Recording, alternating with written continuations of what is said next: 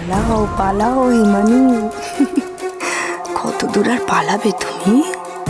তোমাকে যে আমাদের সবার জীবন থেকে চিরকালের মতন পালাতে হবে। তুমি যেভাবে সাপের লেজে পা দিয়েছিলে তাতে তোমাকে এইটুকু ছোবল তো খেতেই হতো।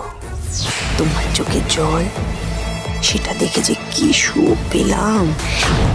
এবার তোমার ছায়া এই বাড়ি থেকে সরে যাক, ব্যাস, আর কিচ্ছু চাই না আমি।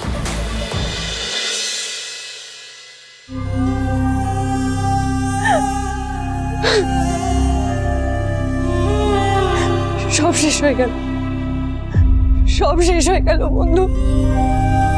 আমার লড়াই, আমার জেদ, নিমেষে সব আমার চোখের সামনে শেষ হয়ে গেল।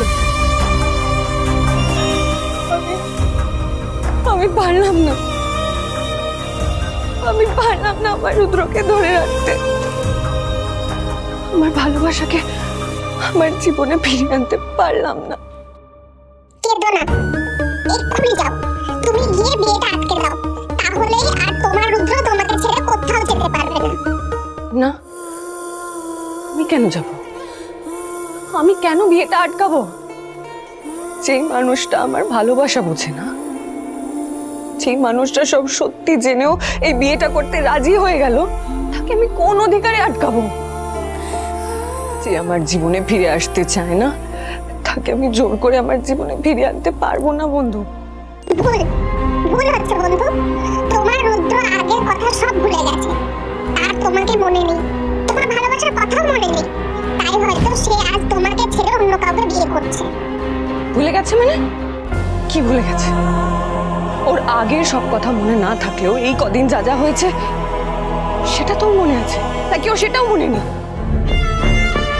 তো নিজে কানে শুনে এসেছে ওই দামিনী আর ঈশা ওর সাথে কি করতে চায়। তারপরে ওই বিয়েটা করতে রাজি হয়ে গেল। আর এই কদিন আমার সাথে ওর কি সম্পর্ক ছিল সেটাও কি ও ভুলে গেল? সেটাও কি ভুলে যাওয়া সম্ভব? আমায় মিথ্যে কথা বল, আমাকে বোঝাতে চাইলেও যে ও ভালো হয়ে গেছে, কিন্তু আবার সেই খারাপ পথে হাঁটা শুরু করল।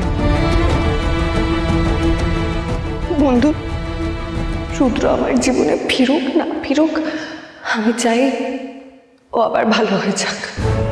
তাতে আমার যতই কষ্ট হোক, আমি আবার ওকে ভালো মানুষ হয়ে উঠতে দেখতে চাই।